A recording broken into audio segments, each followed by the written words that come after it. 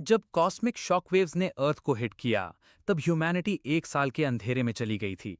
उसके बाद एक नई दुनिया सामने आई, जहां जायंट म्यूटेटेड बीस्ट ने ह्यूमन टेरिटरीज पर कब्जा कर लिया था। इस नए एरा में कहा जाता था कि किस्मत सिर्फ स्ट्रांग लोगों का साथ देती है। जो लोग श्वेन पावर अवेकन कर पाते थे, उन्हें इमेंस स्ट्रेंथ मिलती थी, और लोग उन्हें अडमायर करते थे। कुछ लोग ओरिजिन ची कंट्रोल कर सकते थे, जबकि कुछ एलीट श्वेन पावर गनर्स बन जाते थे। जिनके पास पोटेंशियल होता था, उन्हें पावरफुल फैक्शंस तुरंत रिक्रूट कर लेते थे, और जो नॉर्मल होते थे वो एक सिंपल लाइफ जीने के लिए छोड़ दिए जाते थे। इस दुनिया में हर इंसान के पास एक स्टेटस विंडो होता था। इसी बीच युनमो नाम का लड़का एक नए गेम पर फोकस कर रहा था जो उसने पहले कभी नहीं देखा था। स्क्रीन पर एक फीमेल कैरेक्टर मुसीबत में दिख रही थी, और गेम का सिनारियो उसका टेंशन खींच रहा था। युनमो ने सोचा कि ये कोई नया और इंटरेस्टिंग गेम लग रहा है, और उसने डिसाइड किया कि वो इसे ट्राई करेगा। तभी अचानक किसी ने उसे जोर से धक्का दिया और चिल्लाते हुए बोला कि रास्ते से हट जाओ, क्योंकि लॉर्ड श्वैन का मोटरकेड आ रहा है। सब लोग जल्दी से साइड हो गए। किसी ने एक्साइटेड होकर बताया कि एक पावरफुल मिस्टिक पावर वाला आदमी आया है। युनमू ने उन सबको थोड़ा डिस्गस्ट के साथ देखा, और सोचा कि उसके लिए ये सब उतना इंपॉर्टेंट नहीं है जितना उसका गेम। वापस स्क्रीन पर फोकस करते हुए उसने गेम कंटिन्यू किया। गेम के अंदर एक प्रॉम्प्ट आया जिसमें प्लेयर को ग्लोइंग सिंबल पर हाथ रखने के लिए कहा गया। युनमू ने थोड़ा हेजिटेट किया, लेकिन फिर उसने अपना हाथ स्क्रीन पर रख दिया। जैसे ही उसने टच किया, उसने महसूस किया कि एक अजीब सी पावर उसके हाथ को अंदर खींच रही है। वो शॉक हो गया और समझ नहीं पाया कि क्या हो रहा है। उस मोमेंट पर एक आवाज ने अनाउंस किया कि सिंक्रोनाइजेशन सक्सेसफुल हो गया है और शैडो सिस्टम एक्टिवेट हो चुका है। तेज रोशनी के बाद जब सब नॉर्मल हुआ, युनमो ने खुद को ग्राउंड पर पाया। उसने नोटिस किया कि उसके शैडो में कुछ हिल रहा है। धीरे धीरे एक ह्यूमनॉइड फिगर उसकी शैडो से बाहर आने लगा। युनमो डर गया और सोचा कि ये क्या चीज़ है जो उसकी शैडो से निकली है। फिर एक सिस्टम विंडो उसके सामने अपीयर हुआ जिसमें लिखा था कि शैडो मटेरियलाइजेशन कंप्लीट हो चुकी है, और उसे सिस्टम इनहेरिट करने पर बधाई दी गई। उसे बताया गया कि क्वेस्ट्स कंप्लीट करके वो एक्सपीरियंस पॉइंट्स कमा सकता है और रिवॉर्ड्स ले सकता है। ये सब देखकर युनमो ने रियलाइज किया कि ये बिल्कुल उन नॉवेल्स जैसा सिस्टम है जिनके बारे में वो जानता था। उसने एक्साइटेड होकर सोचा कि अब वो रिच बन सकता है। आखिर में उसने ये भी समझा कि शायद सिर्फ वही अपने शैडो को देख सकता है। सिस्टम का मेन गोल ये था कि यूनमो अपनी शैडो का यूज करके फाइट्स करे और क्वेस्ट्स कंप्लीट करे। जब यूनमो ने अपना हाथ हिलाया, उसने नोटिस किया कि उसकी शैडो उसे परफेक्टली मिरर कर रही है। ये देखकर वो हल्का सा मुस्कुराया और उसने रियलाइज किया कि ये उसकी ही शैडो है जिसे वो कंट्रोल कर सकता है। थोड़ा मजाक में उसने एक फनी एक्शन किया और शैडो ने भी एग्जैक्टली वही रिपीट किया। तब उसके दिमाग में एक आइडिया आया कि ये सिस्टम उस डेटिंग सिम गेम से आया है, तो शायद रिवॉर्ड्स भी कुछ इंटरेस्टिंग हो सकते हैं। उसने इमेजिन किया कि शायद उसे अलग अलग तरह की ब्यूटीफुल गर्ल्स मिल सकती हैं। एक्साइटेड होकर यूनमू ने सिस्टम चेक किया और सोचा कि कौन से क्वेस्ट्स अवेलेबल हैं। सिस्टम ने उसे पहला मिशन दिखाया, ग्रास में एक छोटी सी एंट को एलिमिनेट करना, जिसका रिवॉर्ड सिर्फ एक एक्सपीरियंस पॉइंट था। यूनमू ने सोचा कि यह काफी इजी टास्क है, इसलिए उसने बिना सोचे एक्सेप्ट कर लिया। फिर उसने ड्रामेटिक स्टाइल में अपनी शैडो को कमांड दिया कि वो आगे बढ़े। शैडो तुरंत ग्रास की तरफ बढ़ी और अपना साइज छोटा कर लिया। ये देखकर यूनमू हैरान रह गया कि उसकी शैडो श्रिंक भी कर सकती है। छोटी सी शैडो ने एंट पर एक पावरफुल पंच मारा जिससे वो दूर जाके गिर गई। उसके बाद शैडो ने लाइटनिंग स्पीड से मल्टीपल अटैक्स किए और बुशेस के अंदर ही एंट को कंप्लीटली डिफीट कर दिया। यूनमू बस बैठकर ये सब देख रहा था, पूरी तरह अमेज्ड। उसने सोचा कि उसकी शैडो का फाइटिंग स्टाइल कितना पावरफुल है। थोड़ी देर बाद सिस्टम ने नोटिफिकेशन दिया कि क्वेस्ट कंप्लीट हो चुकी है और रिवॉर्ड क्लेम किया जा सकता है। ये देखकर यूनमू बहुत खुश हुआ और तुरंत रिवॉर्ड क्लेम करने का सोचा। जैसे ही उसने रिवॉर्ड लिया, एक पावरफुल एनर्जी उसके अंदर फ्लो होने लगी। अपने हाथ में चमकती एनर्जी को देखकर यूनमू कंफ्यूज्ड और एक्साइटेड दोनों हो गया। उसने रियलाइज किया कि ये मिस्टिक पावर है और वो इसे फील कर सकता है। इतनी स्ट्रांग इमोशंस के साथ उसकी आंखों से आंसू निकल आए। उसने कभी नहीं सोचा था कि उसका ये सपना सच हो सकता है। खुशी से भरकर यूनमू तुरंत अपने घर की तरफ भागने लगा। वो जोर से चिल्लाता हुआ कह रहा था कि अब उसके पास मिस्टिक पावर है और उसके पास अवेकन होने का चांस है। लोग उसे देखकर बातें करने लगे। कुछ लोग हैरान थे और कुछ लोग कंफ्यूज्ड कि क्या उसे सच में पता नहीं है क्या हो रहा है। जब यूनमू अपने घर के पास पहुंचा, वहां पुलिस और मिलिट्री व्हीकल्स खड़े थे, लेकिन वो अपनी खुशी में इतना डूबा हुआ था कि उसने इस बात पर ध्यान ही नहीं दिया। वो सीधा घर के अंदर दौड़ गया।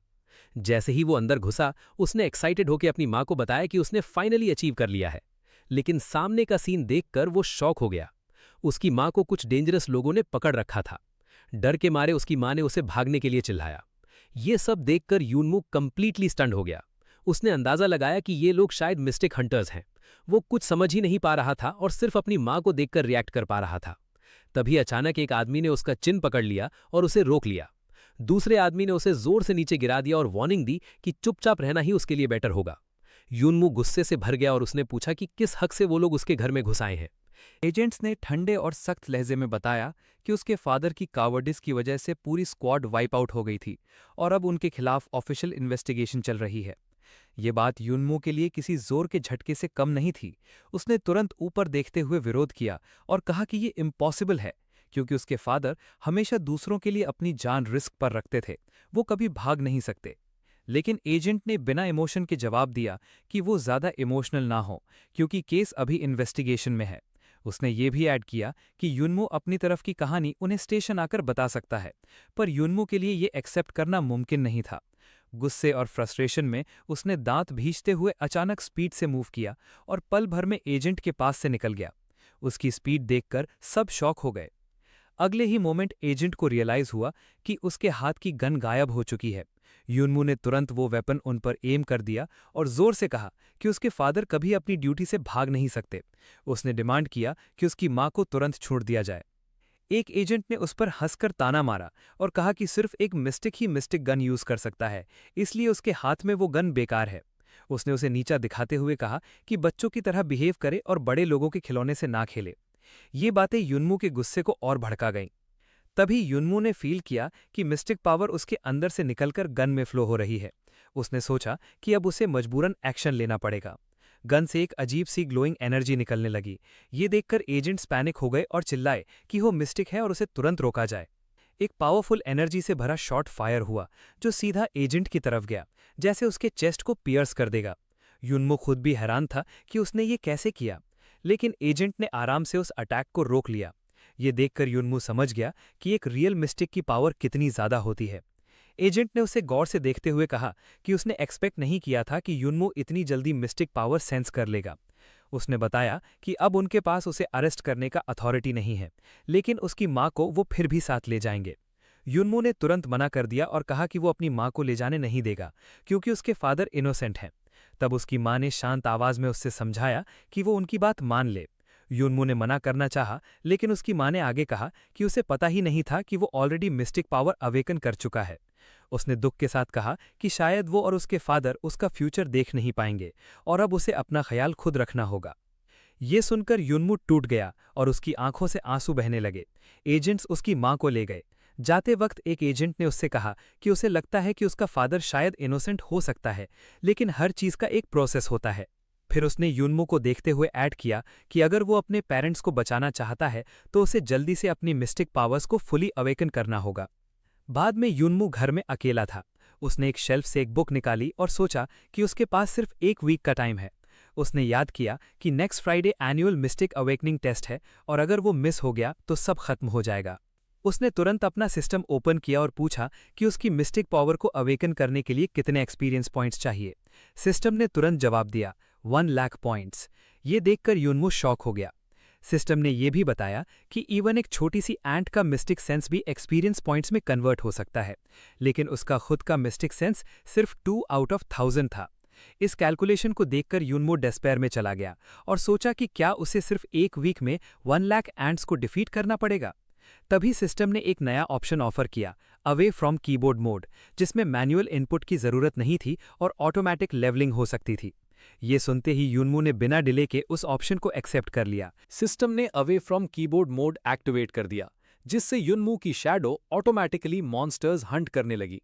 जैसे ही शैडो उससे अलग होकर काम पर लग गई, यूनमू ने अपने डेस्क पर रखी बुक की तरफ देखा और उसका एक्सप्रेशन सीरियस हो गया।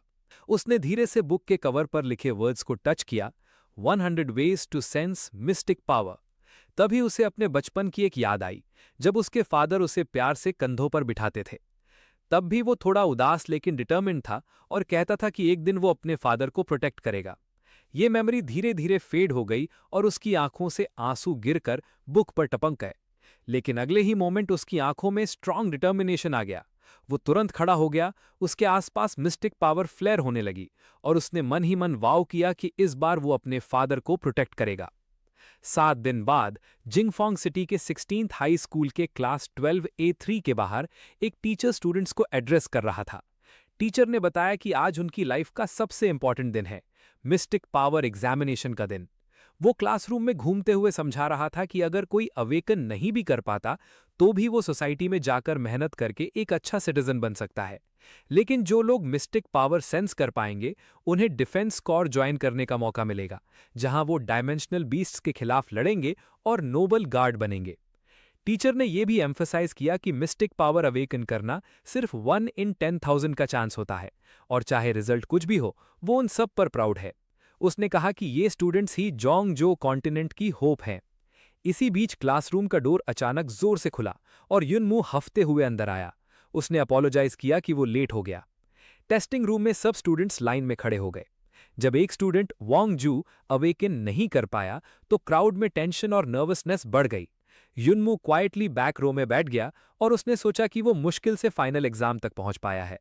उसने रूम को स्कैन किया और नोटिस किया कि काफी स्टूडेंट्स ऑलरेडी गिव अप कर चुके थे, क्योंकि क्राउड पहले से काफी कम हो गया था। तभी एक आवाज आई जो उसका नाम लेकर उसका मजाक उड़ा रही थी। युनमू ने मुड़कर देखा तो चियान फेई उसकी तरफ आ रहा था, अपने कुछ लोगों के साथ। वो एक रिच टाइकून का बेटा था, और उसने सरकास्टिकली कहा कि उसे लगा था युनमू ऑलरेडी गिव अप कर चुका होगा और शायद उसे अपनी लिमिट्स का पता ही नहीं है। उसके साथ वाले भी उसका मजाक उड़ाने लगे, बोलते हुए कि सबको उसके फादर के बारे में पता है और वो किसको इम्प्रेस करने की कोशिश कर रहा है। उन्होंने ये भी ताना मारा कि एक फ्लक्स डिसाइपल बनना इतना आसान नहीं होता। सब मिलकर युनमू को टारगेट करने लगे और उसके फादर को डिजर्टर कहकर उसकी इंसल्ट करने लगे। तभी अचानक एक आवाज आई जो उन्हें रोक रही थी। ये जियांग काई था, युनमू का क्लोज दोस्त। उसने गुस्से में उन सबको डांटा और कहा कि पहले सब उसके साथ अच्छे बनते थे और अब जब उसे जरूरत है तो सब उसका मजाक उड़ा रहे हैं। उसने उनसे पूछा कि क्या उन्हें बिल्कुल भी शर्म नहीं है। सिचुएशन देखकर चियान फेई ने सरकास्टिकली कहा कि अब युनमू ने अपना सपोर्ट खो दिया है, देखते हैं वो कितने दिन टिक पाता है। इतना कहकर वो अपने ग्रुप के साथ वहां से चला गया। उनके जाने के बाद जियांग काई ने थोड़ा रिलीफ फील किया और बोला कि ये बोलकर उसे अच्छा लगा। युनमू को भी थोड़ा बेटर फील हुआ और उसने उसका थैंक्स किया। जियांग काई ने कैजुअली युनमू से उसके फादर के बारे में पूछा कि क्या वो ठीक हैं। युनमू ने शांत रहकर जवाब दिया कि सब कुछ अभी इन्वेस्टिगेशन में है, और उसने बात को वहीं खत्म करते हुए कहा कि अब लाइन में लगना चाहिए। तभी एक हल्की सी आवाज ने उसे बुलाया। पर्पल हेयर वाली लड़की लिनली, जो स्कूल की गॉडेस मानी जाती थी और युनमू की चाइल्डहुड फ्रेंड भी थी, शर्माते हुए उससे पूछने लगी कि क्या वो सिर्फ उसका टेस्ट देखने आया है। ये देखकर जियांग काइन मजाक में वहां से निकल गया, ये कहकर कि वो थर्ड व्हील नहीं बनेगा, और सीधा लाइन में चला गया। लिनली के सामने खड़े होके युनमू ने कामली बताया कि वो भी टेस्ट देने आया है। लिनली थोड़ी ऑकवर्ड हो गई और धीरे से कहने लगी कि उसे उसके फादर के बारे में पता है। उसने कहा कि शायद ये सही वक्त नहीं है, लेकिन फिर भी उसे एक बात बतानी है। उसने कन्फेस किया कि कुछ दिन पहले ही उसने अपनी फ्लक्स एनर्जी अवेकन कर ली है। ये सुनकर युनमू के टून में ठंडक आ गई और उसने बस सीधा पूछा कि फिर क्या। क्राउड के बीच लिनली ने समझाया कि वो उस हायर वर्ल्ड में जाना चाहती है जिसका सपना सब देखते हैं, और चाहे चांस छोटा ही क्यों ना हो वो ट्राई करना चाहती है। उसकी आंखों में आंसू आ गए और उसने माफी मांगी। युनमू ने अंदर ही अंदर सब समझ लिया। उसका एक्सप्रेशन डार्क हो गया। उसे रियलाइज हुआ कि लोगों का प्यार और रिस्पेक्ट सिर्फ उसके फादर की रेपुटेशन की वजह से था। चाइल्डहुड फ्रेंडशिप और परफेक्ट मैच की बातें उसे अब झूठ लगने लगी। उसने सोचा कि सब कुछ शुरू से ही फेक था। लिनली ने उसे दोबारा बुलाया, लेकिन युनमू ने बिना इमोशन के बस इतना कहा कि वो समझ गया है और उसे टेस्ट के लिए गुड लक कहकर वहां से निकल गया। वो भीड़ को पुश करता हुआ आगे बढ़ने लगा। लाइन में खड़े जियांग काई ने उसे देखकर आवाज लगाई और बताया कि उसने उसके लिए जगह सेव की है, लेकिन युनमू ने उसे इग्नोर कर दिया और सीधा आगे बढ़ता गया। तभी टीचर ने अनाउंस किया कि नेक्स्ट टर्न चियान फेई का है। वो कॉन्फिडेंटली आगे बढ़ा, लेकिन उससे पहले ही युनमू ने उसे पुश करके साइड कर दिया और खुद टेस्टिंग प्लेटफॉर्म पर चढ़ गया। ये देखकर चियान फेई गुस्से में चिल्ला उठा और बोला कि युनमू ने किस हक से लाइन कट की। युनमू ने उसकी तरफ देखकर ठंडे लहजे में पूछा कि किस बेसिस पर वो उसे रोक रहा है। फिर उसने अपना हाथ टेस्टिंग पैनल पर रख दिया और कहा कि बस इसलिए क्योंकि वो फ्लक्स डिसाइपल बनने वाला है। जैसे ही उसने पैनल टच किया, एक तेज रोशनी फूटी और एक पावरफुल फ्लक्स एनर्जी वेव पूरे रूम में फैल गई। सब लोग शॉक हो गए। लिनली डिसबिलीफ में रह गई और चियान फेई भी डर गया। सबको समझ आ गया कि युनमू ने सक्सेसफुली अवेकन कर लिया है। फ्लक्स ऑरा से घिरा युनमू नीचे देखते हुए चियान फेई को कंटेम्प्ट के साथ देख रहा था, जैसे अब उसे सब कुछ समझ आ गया हो कि एक फ्लक्स डिसाइपल होने का मतलब क्या होता है। तभी जियांग काई भागते हुए आया, उसके शोल्डर्स पकड़कर एक्साइटेडली बोला कि ये अनबिलीवेबल है और अब कोई भी उससे नीचा नहीं दिखा पाएगा। इसी बीच एक आदमी वहां एंटर हुआ जिसने युनमू को देखकर कामली रिमार्क किया कि इतनी कम उम्र में बिना किसी एक्सटर्नल हेल्प के अवेकन करना इम्प्रेसिव है। उसने युनमू को एक बॉक्स दिया और बताया कि ये उसका फ्लक्स डिसाइपल बैज है। अब उसे सारे प्रिविलेजेस मिलेंगे जो एक फ्लक्स डिसाइपल को मिलते हैं। साथ ही उससे कहा गया कि 1 महीने के अंदर उसे यूना हेडक्वार्टर्स रिपोर्ट करना होगा। उसने जियोफोंग सिटी फ्लक्स डिसाइपल गिल्ड की तरफ से उसका वेलकम किया। जियांग काई ने एक्साइटमेंट में बॉक्स ले लिया और मजाक में युनमू को पिंच करते हुए पूछा कि ये सब सच है या नहीं। युनमू ने थोड़ा इरिटेट होकर उसे साइड होने को कहा।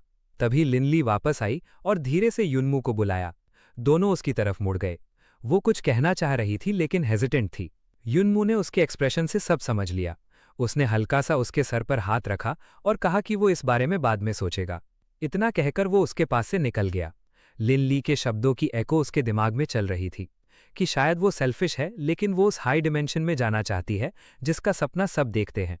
युनमू की आंखें अब शार्प और अनरीडेबल हो चुकी थीं, जैसे उसने अंदर ही कुछ डिसाइड कर लिया हो। ये सब सुनने के बाद लिनली चुपचाप मुड़कर पीछे देखने लगी, जैसे उसे अब युनमू का डिसीजन समझ आ गया हो। कुछ देर बाद युनमू अपने रूम में था जब उसे एक वीडियो कॉल आई। स्क्रीन पर उसकी मां नजर आई जो खुशी के साथ बताने लगी कि सिचुएशन बेटर हो गई है। उसने कहा कि युनमू के फादर को अब जिम्मेदार नहीं ठहराया जा रहा और उन्हें बेस्ट ट्रीटमेंट भी मिल रहा है। युनमू अपने बेड पर बैठा हुआ कामली उसकी बात सुन रहा था। उसने अपनी मां को रीअश्योर किया कि वो उसकी चिंता ना करें, बल्कि अपने फादर का ध्यान रखे। उसने ये भी कहा कि जब उसे वक्त मिलेगा तब वो उन्हें मिलने जरूर आएगा। इतना कहकर उसने कॉल एंड कर दी और अपने चेस्ट पर लगे एम्ब्लेम को देखने लगा। वो सोचने लगा कि क्या यही वो बैज है जिसके लिए लोग इतने डेस्परेट रहते हैं। ये फ्लक्सर एम्ब्लेम सिर्फ एक सिंबल नहीं था, बल्कि ये डायमेंशनल वॉइड और डायमेंशनल स्टोरेज स्पेस को वेरीफाई और एक्टिवेट करने की भी था। एक्साइटेड होकर युनमो ने तुरंत अपना सिस्टम पैनल ओपन किया और सोचा कि अब वो डायमेंशनल वॉइड एक्सेस कर सकता है। उसने कमांड दी और सिस्टम ने अनाउंस किया कि डायमेंशनल वॉइड इनिशियलाइज हो रहा है। कुछ ही सेकंड्स में सिस्टम ने उसका फ्लक्सर एम्ब्लेम वेरीफाई कर लिया और उसे एक यूनिक नंबर असाइन कर दिया। वेरिफिकेशन सक्सेसफुल होने के बाद उसे डायमेंशनल वॉइड में एक्सेस मिल गया। जैसे ही वो लॉगिन हुआ, एक पावरफुल ऑरा उसके आसपास फैल गया और उसके सामने एक ड्रीम लाइक स्पेस अपीयर हो गया।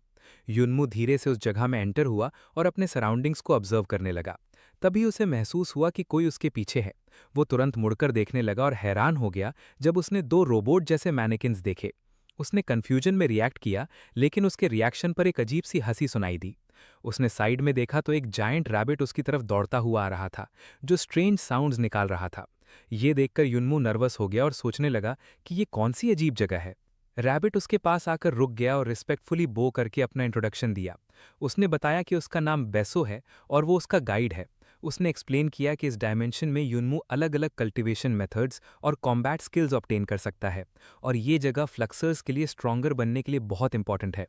फिर बेसोनेल से मैनेकिन्स की तरफ इंडिकेट किया और कहा कि अब उसे अपने डायमेंशनल वॉइड अवतार्स का अपीयरेंस सेट करना होगा।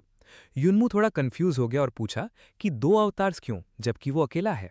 इस पर बेसो ने उसकी शैडो की तरफ पॉइंट किया और कैजुअली बोला कि वो क्लियरली 2 हैं। ये सुनकर युनमू शॉक्ड हो गया और उसने मैनेकिन्स को ध्यान से देखा।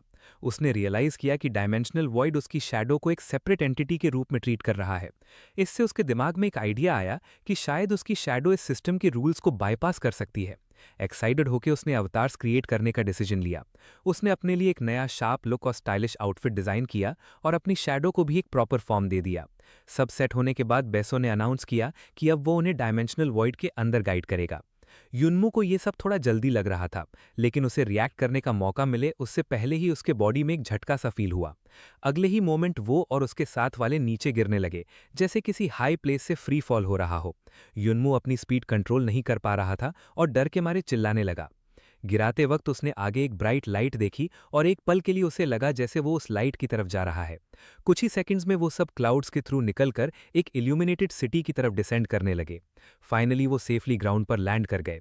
युनमू ने आसपास देखा और उस जगह की ग्रैंड और ब्यूटीफुल सीनरी देखकर वो कंप्लीटली अमेज्ड हो गया। उसने एक्साइटमेंट में रिएक्ट किया कि ये जगह टॉप टियर लेवल की लग रही है। बेसो ने आगे एक्सप्लेन किया कि इस डिमेंशन में टाइम रियल वर्ल्ड से 3 गुना फास्ट चलता है। इसका मतलब ये है कि जो लोग यहाँ ट्रेन करते हैं, उनके पास आम लोगों के कंपैरिजन में काफ़ी ज़्यादा टाइम होता है अपनी स्किल्स इंप्रूव करने के लिए। ये सुनकर युनमू को तुरंत समझ आ गया कि बड़े-बड़े लोग डिमेंशनल वॉइड में एंट्री पाने के लिए इतनी मेहनत क्यों करते हैं। तभी पास खड़े कुछ लोग एक बड़े स्क्रीन की तरफ इशारा करने लगे और कहने लगे कि होंग क्लैन का कोई मेंबर ग्रेट ग्वेली को चैलेंज कर रहा है। ये सुनते ही युनमू का टेंशन उधर चला गया। वो स्क्रीन को ध्यान से देखने लगा, जहां एक फाइटर अपने ओपोनेंट पर डेस्परेट अटैक्स कर रहा था। बेसो ने कामली समझाया कि ये डिमेंशनल बैटलफील्ड है, जो इस जगह का वर्चुअल कॉम्बैट सिस्टम है। ये सिस्टम किसी भी यूजर की स्ट्रेंथ को परफेक्टली रेप्लिकेट करता है, जिससे लोग यहाँ अपनी कॉम्बैट स्किल्स ट्रेन करते हैं। ये सुनकर युनमू इंटरेस्टेड हो गया और उसने तुरंत वहां जाने की इच्छा जताई। बेसो थोड़ा सरप्राइज हुआ, लेकिन फिर उसने एक्साइटमेंट के साथ उसकी रिक्वेस्ट एक्सेप्ट कर ली। उसने अनाउंस किया कि डिमेंशनल बैटलफील्ड पीके अभी स्टार्ट होगा। अचानक युनमू के आसपास स्पेस के शार्ड्स अपीयर होने लगे और सीन तुरंत चेंज हो गया। युनमू थोड़ा कंफ्यूज हो गया जब उसने देखा कि उसके हाथ में एक स्क्वायर पैनल और दूसरे हाथ में एक वेपन आ गया है। अब वो एक अंधेरी रात के आसमान के नीचे खड़ा था, जहां ब्राइट मून चमक रहा था। वो अपने हाथों में दिए गए वेपन्स को देखकर समझने की कोशिश कर रहा था कि ये सब अचानक कैसे हुआ। तभी उसे महसूस हुआ कि कोई उसके पीछे है।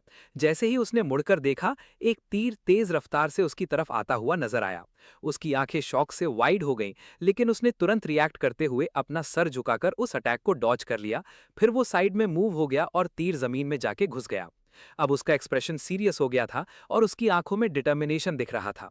उसने अपनी गन ओपोनेंट की तरफ एम की। दूसरी तरफ खड़ा आदमी उसे देखकर हंसने लगा और सार्कास्टिकली बोला कि आज उसकी किस्मत अच्छी है, क्योंकि उसे एक कंप्लीट न्यूबी मिल गया है जो पहली बार यहाँ आया है। लेकिन युनमू उसकी बातों से बिल्कुल अफेक्ट नहीं हुआ। ओपोनेंट ने फिर अपना बो उठाया और उससे टॉन्ट करते हुए कहा कि अपनी पहली मैच में उसे फेस करना उसकी बदलक है।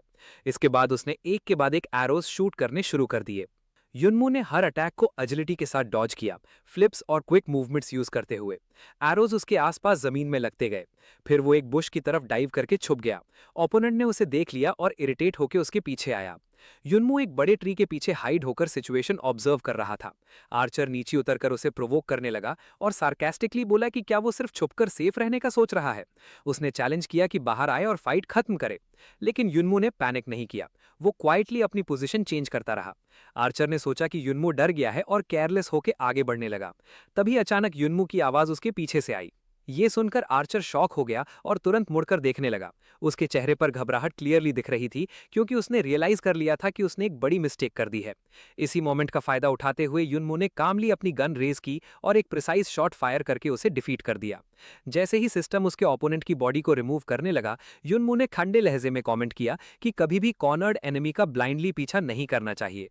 उसने ये भी ऐड किया कि ओपोनेंट ने सिर्फ इसलिए गार्ड डाउन कर दिया क्योंकि उसे युनमू न्यू भी लगा और यही उसकी सबसे बड़ी गलती थी। युनमू ने उसे क्रिटिसाइज करते हुए कहा कि वो इतना ओवर कॉन्फिडेंट हो गया था कि प्रे को पकड़ने से पहले ही अपने आप को विनर समझने लगा। जैसे ही आर्चर कंप्लीटली वैनिश हो गया, युनमू को अचानक महसूस हुआ कि कुछ उसके पास से तेज स्पीड में गुजरा है। वो कंफ्यूज हो गया और सोचने लगा कि ये क्या था। तभी नीचे से कई ग्लोइंग ऑर्ब्स ऑफ लाइट ऊपर की तरफ शूट करने लगे, सीधा उसकी तरफ। जैसे ही वो ग्लोइंग ऑर्ब्स युनमू के पास आए, वो सीधा उसके बॉडी के अंदर एब्जॉर्ब हो गए। इस सडन इम्पैक्ट से युनमू जोर से चिल्लाया और उसकी सारी स्ट्रेंथ एक पल में ड्रेन हो गई। वो सांस लेने के लिए स्ट्रगल करता हुआ जमीन पर गिर गया। डर के मारे उसने अपने चेस्ट को पकड़ लिया और पैनिक में सोचने लगा कि ये उसके साथ क्या हो रहा है, क्योंकि उसे क्लियरली फील हो रहा था कि कुछ उसके अंदर एंटर हो चुका है। जब युनमू अभी भी कंफ्यूजन में था, तभी सिस्टम का नोटिफिकेशन पॉपअप हुआ, जिसमें उसे कंग्रेचुलेट किया गया कि उसने पहली बार डिमेंशनल एसेंस एब्जॉर्ब की है। साथ ही उसे एक रिवॉर्ड दिया गया, a rank technique golden bell armour. ये सुनकर युनमू थोड़ा पजल्ड हो गया और उसने पूछा कि ये डिमेंशनल एसेंस क्या होता है। सिस्टम ने तुरंत एक्सप्लेन किया कि वॉइड डिमेंशन में जब कोई मिस्टिक ओपोनेंट को डिफीट करता है तो उसे डिमेंशनल एसेंस मिलता है। इस एसेंस को डिमेंशनल शॉप में जाकर अलग अलग टेक्निक्स के लिए एक्सचेंज किया जा सकता है। युनमू ने कामली ये समझने की कोशिश की और पूछा कि क्या ये वही टेक्निक्स हैं जो एंशिएंट टाइम्स में मार्शल आर्ट्स के रूप में यूज होती थीं। सिस्टम ने फर्दर क्लैरिफाई किया कि गोल्डन बेल आर्मर एक एंशिएंट डिफेंसिव स्किल है जो इनकमिंग डैमेज को 30% तक रिड्यूस करता है और हर अपग्रेड के साथ ये एक एडिशनल डैमेज इंस्टेंस ब्लॉक कर सकता है। जैसे ही एक्सप्लेनेशन खत्म हुई, युनमू के बॉडी के अराउंड एक ब्राइट गोल्डन लाइट स्प्रेड हो गई। ये देखकर वो काफी एक्साइटेड हो गया और बोला कि ये पावर अमेजिंग लग रही है और वो तुरंत इसका टेस्ट करना चाहता है। इसके बाद उसने बेसो को बुलाया। बेसो बुशेस के पास से सामने आया और रिस्पॉन्ड किया कि वो वही हैं। मूनलाइट के नीचे खड़े होकर यूनमू ने पामली कहा कि वो एक और मैच खेलना चाहता है। बेसो थोड़ा सरप्राइज्ड हुआ, लेकिन उसने तुरंत उसकी रिक्वेस्ट एक्सेप्ट कर ली और player versus player match initiate कर दिया। तुरंत ही आसपास का एनवायरनमेंट फिर से चेंज होने लगा। नए सीन को देखकर यूनमू थोड़ा इरिटेट हुआ और सोचा कि हर बार लोकेशन चेंज होना काफी अनोइंग है। तभी उसे सडनली फील हुआ कि कुछ गलत है। जैसे ही उसने मुड़कर देखा, उसके सामने एक रेड हेड लड़की खड़ी थी जिसके हाथ में 2 ब्लेड्स थे। ये चू चिंग यू थी। उसे देखकर यूनमू थोड़ा ऑकवर्ड फील करने लगा और बोला कि वो लड़कियों से फाइट नहीं करता। लेकिन अगले ही मोमेंट उसके हाथ में गन आ गई और उसका एक्सप्रेशन सीरियस हो गया। उसने बिना हेजिटेशन के एक शॉट फायर किया, क्योंकि उसने डिसाइड कर लिया था कि जीतने के लिए वो कोई चांस नहीं छोड़ेगा। चू चिंग यू ने अपनी ब्लेड से बुलेट को इजीली डिफ्लेक्ट कर दिया और गुस्से में उसे टॉन्ट किया कि क्या वो एक आदमी हो के स्नीक अटैक करेगा। यूनमू ने तुरंत डिस्टेंस क्लोज किया और उसके पास आकर कामली कहा कि वो यहां जीतने के लिए आया है, अपनी प्राइड बचाने के लिए नहीं। ये कहकर उसने अपना अटैक लॉन्च किया, लेकिन चू चिंग यू ने इजीली डॉज कर लिया और अपनी तरफ से काउंटर अटैक किया। वो कंफ्यूज होकर पूछने लगी कि क्या यूनमू एक स्टैंडर्ड मिस्टिक है। यूनमू ने ये टर्म रिपीट किया, क्लियरली कंफ्यूज्ड कि इसका मतलब क्या है। चिंगयू ने उसकी इग्नोरेंस देखकर कंक्लूड किया कि शायद वो वैसे ही एक मिस्टिक है। उसने पावरफुल स्लैश के साथ अटैक किया, लेकिन यूनमू ने उसे ब्लॉक कर दिया और गुस्से में उसे पुशबैक कर दिया, पूछते हुए कि वो क्या कह रही है। इम्पैक्ट के बाद चू चिंग यू पीछे फ्लिप होकर स्मूथली लैंड हुई और डिसाइड किया कि अननेसेसरी बातचीत खत्म करके फाइट जल्दी फिनिश करनी चाहिए। उसने डीप ब्रेथ लिया और आसपास की सारी एनर्जी अपने बॉडी में अब्जॉर्ब करनी शुरू कर दी। जब उसने अपनी आंखें खोली, तब उसका पूरा ऑरा कंप्लीटली चेंज हो चुका था। जैसे ही चू चिंग यू ने अपनी आंखें खोलीं, उनमें इंटेंस फाइटिंग स्पिरिट जल उठी। उसने तुरंत अटैक लॉन्च किया और यूनमू के सरप्राइज का फायदा उठाते हुए कुछ ही सेकंड्स में उस पर मल्टीपल शार्प स्लैशेस लैंड कर दिए। यूनमू को समझने का मौका भी नहीं मिला और उसका पूरा बॉडी घावों से भर गया। दर्द इतना ज्यादा था कि वो कांपने लगा और जोर से चीखने लगा। दूसरी तरफ चिंग यू ने कामली अपनी टेक्निक कंप्लीट कर ली थी, हेवनली सेवरिंग 36 फॉर्म्स। यूनमू का बॉडी खून से भर गया था और एक्सट्रीम पेन की वजह से उसकी आंखें पलटने लगी, लेकिन चिंग यू बिल्कुल कंपोज्ड थी। उसकी नज़र ठंडी और फोकस्ड थी। जब यूनमू अपनी जगह पर ऑलमोस्ट फ्रीज हो गया और एक फाइनल क्राई निकालने लगा, तब चिंग यू ने ठंडे लहजे में एक्सप्लेन करना शुरू किया कि ये हेवनली सेवरिंग 36 फॉर्म्स एक सुप्रीम ग्रेड कॉम्बैट टेक्निक है जिसे कोई ईजिली सर्वाइव नहीं कर सकता। लेकिन वो अपनी बात कंप्लीट करती उससे पहले ही यूनमू का स्कार्ड फेस अचानक उसके बिल्कुल पास अपीयर हो गया। चिंग यू ने तुरंत रिएक्ट करने की कोशिश की, लेकिन यूनमू ऑलरेडी मूव कर चुका था। उसने एक प्रिसाइज स्ट्राइक के साथ उसे डिफीट कर दिया। अटैक के बाद यूनमू ने काम लेकिन शार्प टोन में पूछा कि वो क्या कह रही थी, क्योंकि उसे क्लियरली सुनाई नहीं दिया। डिसइंटीग्रेट होने से पहले चिंग यू शॉक में उसे देख रही थी और उसके दिमाग में लास्ट थॉट यही था कि क्या यूनमू वाकई एक नॉर्मल मिस्टेक है या कुछ और। उसके वैनिश होने के बाद यूनमू ने गहरी सांस ली और रिलीफ फील किया, क्योंकि एक मोमेंट के लिए उसे लगा था कि वो डेफिनेटली हार जाएगा। फिर उसने कामली एनालाइज किया कि हेवनली सेवरिंग 36 फॉर्म्स शायद एम्परर लेवल टेक्निक है, लेकिन उसकी गोल्डन बेल आर्मर ने ज्यादा डैमेज अब्सॉर्ब कर लिया, जिसकी वजह से वो सर्वाइव कर पाया। तभी सिस्टम का अलर्ट आया जिसमें बताया गया कि उसे 76 स्पेशल कॉइन्स मिले हैं। साथ ही उसने एक basic combat skill raising blade भी अनलॉक कर ली। ये देखकर यूनमू थोड़ा सरप्राइज्ड हो गया और उसने रियलाइज किया कि जितना स्ट्रांग ओपोनेंट होगा उतना ज्यादा रिवॉर्ड मिलेगा। अपने दर्द से भरे बॉडी को स्ट्रेच करते हुए उसने डिसाइड किया कि अगर ऐसा है तो वो और मैचेस खेलेगा। उसने एनर्जेटिक फील करते हुए सोचा कि अब वो नेक्स्ट फाइट के लिए रेडी है। दूसरी तरफ आउटसाइड वर्ल्ड में एक बुलेटिन बोर्ड पर उसकी विक्ट्री डिस्कस हो रही थी। कुछ लोग कह रहे थे कि चिंग यू इस डिफीट से काफी फ्यूरियस होगी, क्योंकि एक कॉमन मिस्टेक से हारना उसके लिए सबसे बड़ी इंसल्ट है। एक व्हाइट हेड लड़की ने कामली ऑब्जर्व किया कि यूनमू ने हेवनली सेवरिंग 36 फॉर्म्स को सर्वाइव किया, जो कि नॉर्मल बात नहीं है। उसने एनालाइज किया कि यूनमू के पास एक एक्सट्रीमली रेयर डिफेंसिव टेक्निक है जो मॉर्टल वर्ल्ड में बहुत कम देखी जाती है। 3 दिन बाद यूनत्यान सिटी के एक बड़े एरिया में यूनमू थका हुआ चल रहा था। उसके हाथ में फ्रूट से भरा एक बास्केट था। वो इरिटेट होकर सोच रहा था कि बड़े शहरों में काम कितना मुश्किल होता है और एक छोटा सा हॉस्पिटल ढूंढने में भी आधा दिन लग गया। चलते चलते उसने अपने फादर के बारे में सोचा और डाउट करने लगा कि क्या इतनी रिमोट जगह पर उन्हें प्रॉपर ट्रीटमेंट मिल रहा होगा। उसे एड्रेस भी काफी आइसोलेटेड लग रहा था। तभी अचानक उसे पास के एली से एक लड़की की डेस्परेट आवाज सुनाई दी, जो किसी से रिक्वेस्ट कर रही थी कि वो उसे तंग ना करें। क्यूरियस होकर यूनमू ने अंदर झांक कर देखा, जहां एक लड़की कुछ थग्स के बीच घिरी हुई थी। थग्स उससे चीप तरीके से बात कर रहे थे और कह रहे थे कि वो सिर्फ थोड़ी देर बात करना चाहते हैं, शायद ड्रिंक शेयर करने के लिए। लड़की, जिसका नाम लियू रूयान था, डर के मारे उन्हें मना कर रही थी और कह रही थी कि वो बहुत जल्दी में है।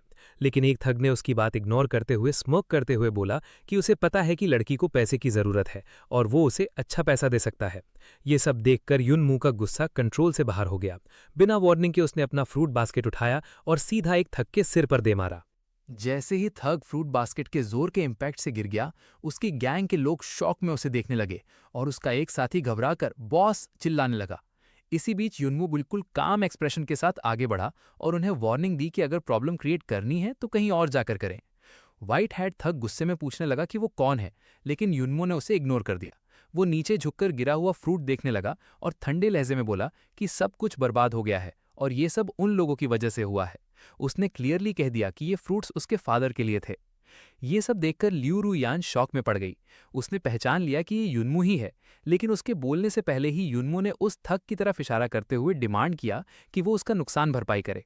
रूयान कुछ कहने ही वाली थी, लेकिन युनमू ने उसे रोक दिया और थोड़ा स्ट्रिक्ट टोन में कहा कि वो बस वहीं खड़ी रहे। उसने थोड़ा ताना मारते हुए ये भी कह दिया कि अब वो बड़ी हो चुकी है, फिर भी हर बार ट्रबल अट्रैक्ट कर लेती है।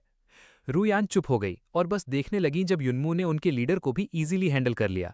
गुस्से में लीडर ने अपना वेपन निकाला और धमकी दी कि क्या युनमू को पता है वो कौन है, लेकिन युनमू बिल्कुल इंप्रेस नहीं हुआ और उसने एक किक से उसका वेपन दूर गिरा दिया, कैजुअली बोलते हुए कि वो ज्यादा बकवास करता है। थग शॉक में देखने लगा जब उसका वेपन एक सेकंड में उससे दूर हो गया। उसके चेहरे पर डर क्लियरली दिखने लगा। उसे रिएक्ट करने का चांस मिले उससे पहले ही युनमू ने एक पावरफुल किक से उसे गिरा दिया। कुछ ही देर में पूरा एली उनके चीखने चिल्लाने की आवाजों से भर गया। जो लोग पहले धमकी दे रहे थे, अब वो मर्सी के लिए भीख मांग रहे थे। थोड़ी देर बाद सब थग जमीन पर पड़े थे, ब्रूज्ड और थके हुए। युनमू उनमें से एक पर बैठकर उसका वॉलेट चेक करने लगा और सार्कास्टिकली बोला कि इतना बड़ा बॉस होकर इतने कम पैसे लेकर घूम रहा है। उसने कामली कह दिया कि वो सिर्फ उतना ही ले रहा है जितना उसका फ्रूट का नुकसान है। एक थग ने वीक आवाज में कहा कि उन्होंने ऑलरेडी हार मान ली है और पैसे भी दे दिए हैं, तो क्या अब उन्हें जाने दिया जा सकता है। फिर उसने थोड़ा प्रवोक करते हुए कहा कि युनमू हमेशा उस लड़की को प्रोटेक्ट नहीं कर पाएगा। यह सुनकर युनमू का एक्सप्रेशन सीरियस हो गया। उसने गुस्से में जवाब दिया कि वो क्या बकवास कर रहा है और फिर क्लियरली बताया कि वो लड़की उसकी सिस्टर है। ये सुनकर थग्स और भी डर गए। सिचुएशन काम होने के बाद युनमू ने रूयान के हाथ में एक बिजनेस कार्ड देखा जो प्रेसिडेंट लियू शाओ वैंग का था। उसने थोड़ा फ्रस्ट्रेटेड होकर कहा कि जब भी वो उससे मिलता है कोई ना कोई प्रॉब्लम जरूर होती है, और मजाक में पूछा कि क्या वो ट्रबल मैग्नेट है। ये सुनकर रूयान थोड़ा हर्ट हो गई और धीरे से माफी मांगी। युनमू ने कार्ड देखा और कैजुअली बोला कि छोड़ो, वैसे भी अगर वो उसे यहाँ नहीं मिलता तो शायद हॉस्पिटल भी नहीं ढूंढ पाता। उसके दिमाग में थग्स की बात याद आई, जहां वो उसे मिस्टिक कहकर इंप्रेस हो रहे थे और हेल्प ऑफर कर रहे थे। ये याद आते ही युनमू का एक्सप्रेशन थोड़ा ग्रिम हो गया और उसने बिना इंटरेस्ट के कार्ड को डस्टबिन में फेंक दिया। फिर उसने अपनी सिस्टर की तरफ देखते हुए सीरियस टोन में पूछा कि वो इतनी अर्जेंट पैसे क्यों चाह रही थी। उसने याद दिलाया कि वो यूनियन सिटी में पार्ट टाइम जॉब करती है, फिर भी पैसे कम क्यों पड़ रहे हैं। उसने डायरेक्टली पूछा कि क्या उनके फादर के हॉस्पिटल बिल्स इतने ज्यादा हैं। रूयान ने नजर चुरा ली और तुरंत जवाब नहीं दे पाई। थोड़ी देर के साइलेंस के बाद उसने फाइनली सच बताया कि उनके फादर की कंडीशन उनकी सोच से ज्यादा सीरियस है और उसने जो इतने सालों में सेव किए थे वो ऑलमोस्ट खत्म हो चुके हैं। फिर उसने जल्दी से युनमू को रीअश्योर करने की कोशिश की और कहा कि वो मेहनत कर रही है और पैसे अरेंज कर लेगी। उसने हिम्मत दिखाते हुए ऐड किया कि वो किसी भी हाल में उनके फादर का ट्रीटमेंट रुकने नहीं देगी। ये सब सुनने के बाद युनमू कुछ पल के लिए बिल्कुल चुप हो गया। उसे समझ नहीं आ रहा था क्या बोले।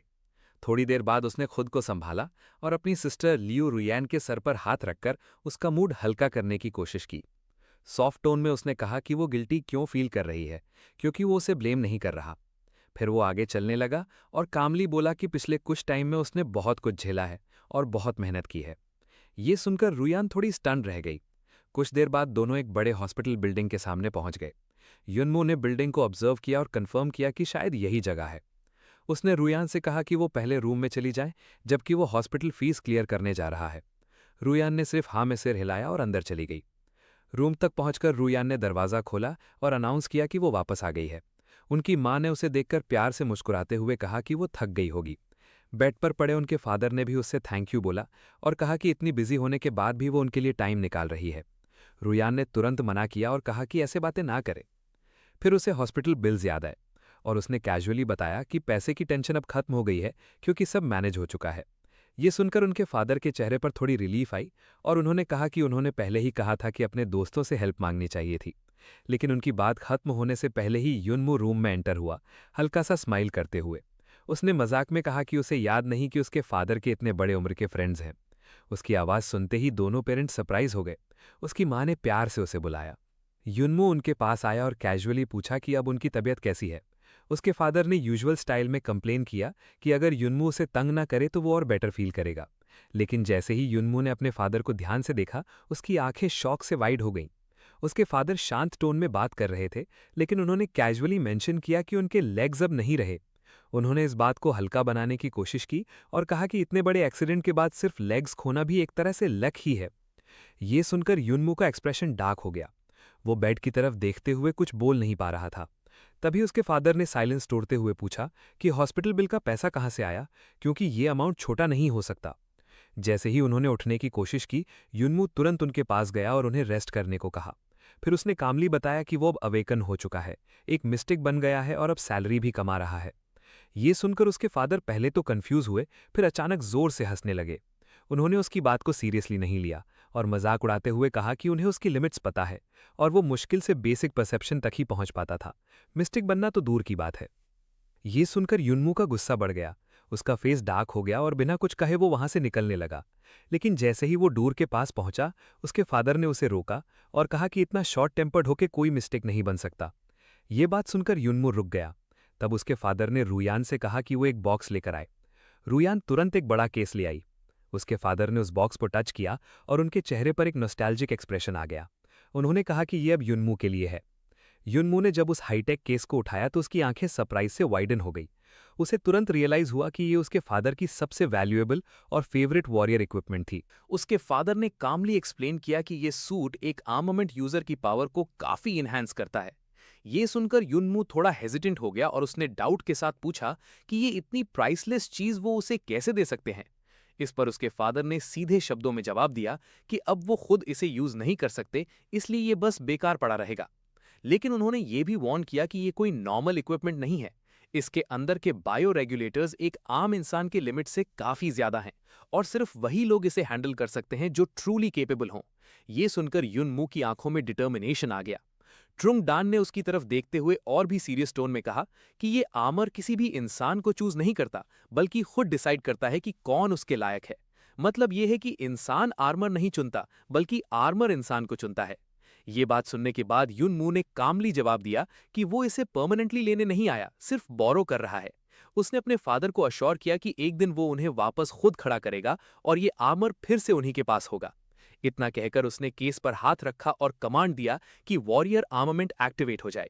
तुरंत केस खुलने लगा और अंदर से कॉम्प्लेक्स मशीनरी अनफोल्ड होने लगी। युनमू ने अपना हाथ आगे बढ़ाया और कॉन्फिडेंटली कहा कि अब ये उसका नया मास्टर है। अगले ही पल आर्मर के पार्ट्स अलग अलग होकर उसके बॉडी पर अटैच होने लगे। धीरे धीरे वो पूरी तरह उसके अराउंड फिट हो गया। रूम में सब लोग सांस रोककर ये सीन देख रहे थे। रू यान कंप्लीटली स्टन्ड थी और उनके फादर ने भी ऑ के साथ ये एक्सेप्ट किया कि युनमू ने सच में अवेकन कर लिया है। उन्होंने नोटिस किया कि उसके बॉडी के आसपास एक फेंट एनर्जी फ्लो हो रही है, जो कंफर्म कर रही थी कि वो अब एक रियल मिस्टिक बन चुका है। जब आर्मर पूरी तरह एक्टिवेट हो गया तो उसके अराउंड एक पावरफुल और इंटिमिडेटिंग ऑरा स्प्रेड हो गया। कुछ टाइम बाद युनमू अपने घर वापस था और अपनी पैकिंग कंप्लीट कर रहा था। थका हुआ वो बेड पर बैठ गया, पसीने से भीगा हुआ। उसने गहरी सांस ली और रिलैक्स करने की कोशिश की। सब कुछ पैक होने के बाद वो सीधा बेड पर लेट गया और सनलाइट को फील करने लगा। उसके दिमाग में ये चल रहा था कि अगले दिन वो फोंग वैन सिटाडेल के लिए निकलने वाला है, काफी टाइम तक वापस नहीं आ पाएगा, और इस बात से उसे थोड़ा इमोशनल फील हो रहा था। उसकी नजर साइड में रखे आर्ममेंट केस पर गई और वो चुपचाप सोचता रहा। अगला दिन कैट फोंग सिटी के मिस्टिक गिल्ड के बाहर काफी हसल बसल थी। बड़ी बड़ी फैमिलीज के एयर्स अपने सर्वेंट्स के साथ आ रहे थे। सबके हाथ में फैंसी केसेस थे।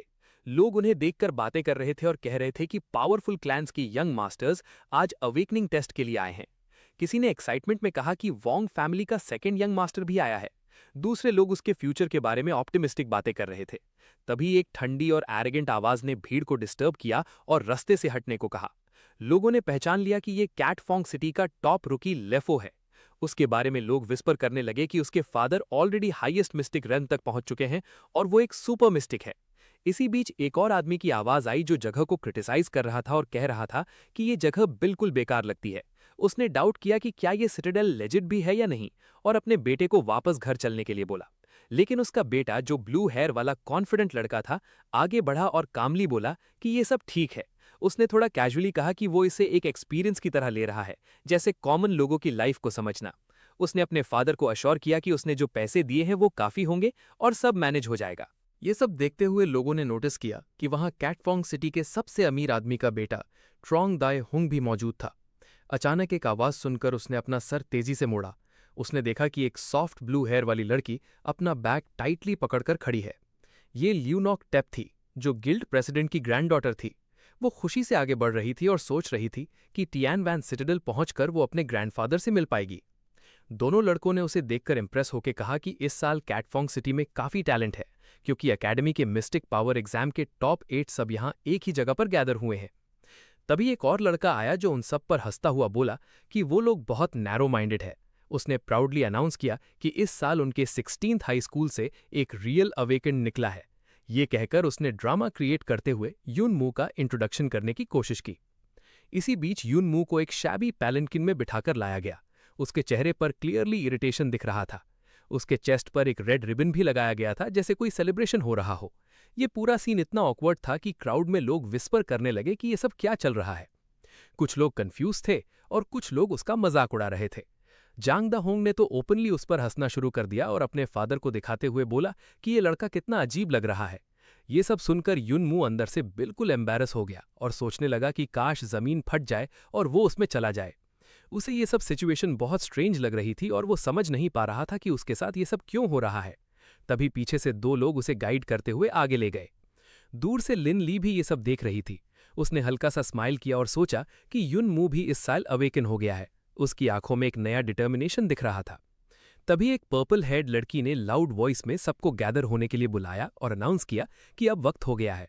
उसने न्यू कमर्स को एक जगह खड़ा होने को कहा और समझाया कि सबको टीम्स ऑफ 2 में डिवाइड किया जाएगा, जिससे वो लोग टियान यून फोर्ट्रेस तक ट्रांसपोर्ट किए जाएंगे। उसने अपनी एनर्जी चैनल करके ट्रांसपोर्ट गेट एक्टिवेट किया। जमीन से एक ब्राइट ब्लू लाइट निकलने लगी, जो इतनी स्ट्रांग थी कि यूनमू को आंखें स्क्विंट करनी पड़ी। फिर उसने टीम्स अनाउंस करना स्टार्ट किया। सबसे पहले ल्यूपू का नाम लिया गया, जो बिना एक्सप्रेशन के आगे बढ़ गया। उसे जांग दा होंग के साथ टीम बनाया गया और दोनों को ट्रांसपोर्ट गेट में एंटर करने के लिए कहा गया। जांग दा होंग काफी एक्साइटेड था और बार बार सवाल पूछ रहा था टेलीपोर्टेशन के बारे में, लेकिन ल्यूपू ने उसे इग्नोर कर दिया और सीधा पोर्टल में चला गया। थोड़ी देर बाद यूनमू का नाम अनाउंस हुआ। ये सुनकर वो थोड़ा सरप्राइज हो गया। उसके साथ एक लड़की लो जिया को पेयर किया गया। जैसे ही उसने रिएक्ट करना चाहा, एक सॉफ्ट हाथ ने उसकी रिस्ट पकड़ी और उसे आगे खींच लिया।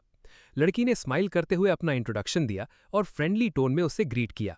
यूनमू थोड़ा शाय हो गया और ऑकवर्डली उसका ग्रीटिंग रिटर्न किया। अंदर ही अंदर वो सोच रहा था कि उसकी आवाज कितनी स्वीट है। दोनों ट्रांसपोर्ट गेट में एंटर हो गए और कुछ ही पल में वो टियान यून आइलैंड पर पहुंच गए। वहां का सीन देखकर यूनमू शॉक और अमेजमेंट में आ गया। थियान युन आइलैंड पर पहुंचने के बाद यूनमो उस जगह को देखकर हैरान रह गया। उसे लगा कि ये सरफेस सिटी से बिल्कुल अलग लेवल की दुनिया है। तभी लो जाने उसे देखकर कंफ्यूज्ड होकर पूछा कि क्या वो सच में पूरे टाइम वो रेड रिबन फ्लावर पहनकर घूमने वाला है। फिर उसने कैजुअली बताया कि उसने अपने ग्रैंडफादर से सुना है कि थियान युन आइलैंड कॉन्स्टेंटली स्काई में मूव करता रहता है। ये सुनकर यूनमू बिल्कुल शॉक हो गया और उसने सोचा कि क्या ये आइलैंड अभी भी मूव कर रहा है। तभी एक आदमी उनके पास आया और कामली एक्सप्लेन किया कि हाँ, ये आइलैंड लगातार मूव करता रहता है क्योंकि ये स्पेशल बीस्ट से बचने का बेस्ट तरीका है। उसने ये भी कहा कि इस दुनिया में इंसान खुद ही एक तरह से अनवांटेड एग्जिस्टेंस हैं। उस आदमी ने अपना इंट्रोडक्शन टोंग आन के नाम से दिया और बताया कि वो गूफिंग सिटी का रिप्रेजेंटेटिव है। उसने सब न्यू कमर्स को गाइड करने की जिम्मेदारी ली और कहा कि अगर सब ठीक रहा तो अगले कुछ सालों तक यही उनका नया घर होगा। थोड़ी देर बाद वो सब एक बस के पास पहुंच गए। टोंग आन ने सबको बोर्ड करने को कहा और जर्नी के दौरान उन्हें डिटेल में समझाने लगा। उसने बताया कि कॉन्टिनेंट के सेंटर में टोटल 7 फ्लोटिंग आइलैंड्स हैं और थ्यान युन आइलैंड उनमें से एक है।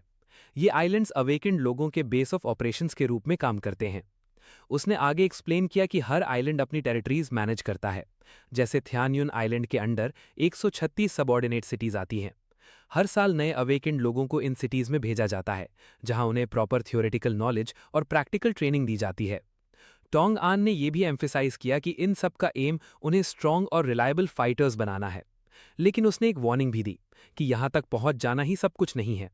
6 महीने बाद एक इंपॉर्टेंट इवेंट होता है, कॉन्टिनेंटल सेंटर का पावर रैंकिंग टूर्नामेंट। इस टूर्नामेंट के रिजल्ट्स के बेसिस पर हर सिटी को मिलने वाले रिसोर्सेज डिसाइड होते हैं। इसलिए उसने सबको स्ट्रिक्टली कहा कि वो अपनी पूरी डेडिकेशन के साथ ट्रेनिंग करें, क्योंकि उनके परफॉर्मेंस पर पूरे सिटी का फ्यूचर डिपेंड करेगा।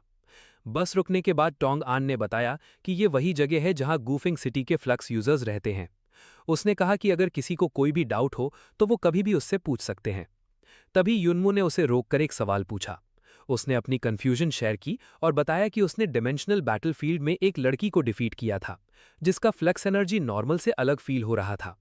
उसने डिस्क्राइब किया कि वो एनर्जी उस लड़की के अंदर से पल्स हो रही थी और उसमें एक इंटेंस हीट थी जो सीधा हार्ट से लिंक लग रही थी। ये सुनकर टोंग आन शॉक हो गया और उसकी आवाज में डिसबिलीफ आ गया। उसने पूछा कि क्या युनमू कह रहा है कि उसने एक डार्क फ्लक्स यूजर को डिफीट किया है। ये बात सुनते ही लूपू भी स्टन रह गया। बाकी लोग भी डाउट करने लगे। एक लड़का आगे बढ़कर युनमू को चैलेंज करने लगा और बोला कि इतनी बड़ी बात करने की भी एक लिमिट होती है। उसने ताना मारते हुए कहा कि एक न्यू कमर का डार्क फ्लक्स यूजर को हराना ऑलमोस्ट इम्पॉसिबल है और ऐसे मैचेस नॉर्मली न्यूबीज को मिलते भी नहीं हैं। उसने ये भी ऐड किया कि इवन लूपू जैसे स्ट्रांग लोग भी ऐसे क्लेम्स नहीं करते। युनमू ये सब सुनकर थोड़ा कंफ्यूज्ड हो गया और ऑनेस्टली पूछने लगा कि क्या डार्क फ्लक्स इतना पावरफुल होता है। तब टोंग आन ने कामली एक्सप्लेन किया कि डार्क फ्लक्स सिर्फ पावरफुल नहीं बल्कि फंडामेंटली अलग टाइप की एनर्जी है। उसकी क्वालिटी नॉर्मल फ्लक्स से काफी सुपीरियर होती है। लो जिया ने कामली एक्सप्लेन किया कि नेचुरली डार्क फ्लक्स अवेकन करना बहुत रेयर होता है और ये फैक्ट कि युनमू ने ऐसे किसी ओपोनेंट को हरा दिया, ये प्रूव करता है कि वो काफ़ी स्किल्ड है। उसकी बात सुनकर युनमू थोड़ा सरप्राइज्ड हो गया और उसने डाउट के साथ पूछा कि क्या वो सच में उसकी बात पर बिलीव करती है या उसे लगता है कि वो बस ब्रैग कर रहा है। इस पर लो जिया ने बिल्कुल कंपोज टोन में जवाब दिया कि वो उस पर ट्रस्ट करती है। उसने रीज़न दिया कि किसी भी इंसान की असली पावर को देखे बिना उसका जजमेंट करना गलत है। सिर्फ इसलिए कि कोई अननोन है इसका मतलब ये नहीं कि वो वीक है। फिर उसने कैजुअली उसे बुलाया और कहा कि उनका रेजिडेंस आगे ही है। युनमो उसके पीछे चलते हुए थोड़ा ब्लश करने लगा। थोड़ी देर बाद टोंग आन ने सबको अनाउंस किया कि ये वही जगह है जहां सब नए स्टूडेंट्स रहेंगे। जैसे ही सबने बिल्डिंग देखी, कुछ लोग एक्साइटमेंट से बोल उठे कि ये जगह तो किसी लग्जरी रिसॉर्ट से कम नहीं लग रही। टोंग आन ने सबको परमिशन दी कि वो अपनी पसंद का कोई भी रूम चूज कर सकते हैं। तभी कुछ लोगों ने सजेस्ट किया कि लूपू जो टॉप स्टूडेंट है उसे पहले चूज करना चाहिए। बाकी लोग भी अग्री करते हुए कहने लगे कि स्ट्रेंथ और बैकग्राउंड के हिसाब से उसका पहला हक बनता है। इसी बीच युनमू कैजुअली बोल पड़ा कि वो लोग अभी तक रूम चूज नहीं कर पाए, जबकि उसने ऑलरेडी अपना रूम सिलेक्ट कर लिया है। उसकी ये बात सुनकर सब लोग शॉक हो गए। अंदर ही अंदर युनमू सोच रहा था कि उसने जो रूम चूज किया है वो थोड़ा अलग है, लेकिन उसके शैडो के साथ प्रैक्टिस करने के लिए परफेक्ट है। तभी होयू उसके पास आया और थोड़ा अग्रेसिव टोन में उससे कन्फ्रंट करने लगा। उसने कहा कि युनमू थोड़ा ज्यादा ही आगे बढ़ रहा है और पूछा कि उसने लूपू से पहले रूम चूज करने की हिम्मत कैसे की। उसने ये भी क्वेश्चन किया कि क्या युनमू को यहाँ के रूल्स का कोई आइडिया है। सिचुएशन टेंस हो रही थी कि तभी जांग दाहोंग की लाउड वॉइस ने सबको रोक दिया। उसने अनाउंस किया कि उसने भी अपना रूम चूज कर लिया है और फ्रंट वाला रूम उसे चाहिए। उसने दोनों को डांटते हुए कहा कि उनमें बिल्कुल सेंस नहीं है। तब किसी ने बताया कि लूपू ऑलरेडी एक अच्छा रूम चूज कर चुका है। ये सुनकर बात थोड़ी सेटल हो गई। युनमू अपना रूम के अंदर गया और अंदर का व्यू देखकर बिल्कुल अमेज हो गया। उसने रियलाइज किया कि ये रूम उसके घर से भी ज्यादा बड़ा और लग्जेरियस है। वो काफी खुश हो गया और सोचा कि अब वो आराम से ट्रेनिंग कर पाएगा। लेकिन जैसे ही वो सेटल होने लगा, उसका शैडो सिस्टम एक्टिवेट हुआ। स्क्रीन पर एक नोटिफिकेशन आया जिसे देखकर वो शॉक हो गया। सिस्टम अपडेट का मैसेज था जो वर्ल्ड सर्वर चेंज की वजह से हो रहा था। ये देखकर युनमू पैनिक हो गया और कंप्लेन करने लगा कि इतने इंपॉर्टेंट टाइम पर सिस्टम अपडेट क्यों हो रहा है। सीन शिफ्ट होता है एकेडमी कैंपस पर, जहां अगले दिन युनमू ने नींद भरी हालत में क्लासरूम का डोर ओपन किया और सबको गुड मॉर्निंग बोला। लेकिन अंदर जाकर वो हैरान रह गया क्योंकि वहां सिर्फ लो जिया ही प्रेजेंट थी। लो जिया ने स्माइल करते हुए उससे ग्रीट किया। यूनमो कंफ्यूज हो गया और पूछा कि बाकी सब स्टूडेंट्स कहाँ हैं, क्या सब लोग फर्स्ट डे पर ही बंक कर रहे हैं। इस पर लो जिया ने कामली एक्सप्लेन किया कि जो इनिशियल क्लासेस होती हैं वो थ्योरी बेस्ड होती हैं, जिसमें फ्लक्स मेथड्स, सिस्टम्स और मॉन्स्टर्स के बारे में पढ़ाया जाता है। उसने बताया कि ज़्यादातर स्टूडेंट्स बचपन से ही फ्लक्स को सेंस कर पाते हैं, इसलिए वो ऑलरेडी ये थ्योरी कंप्लीट कर चुके होते हैं।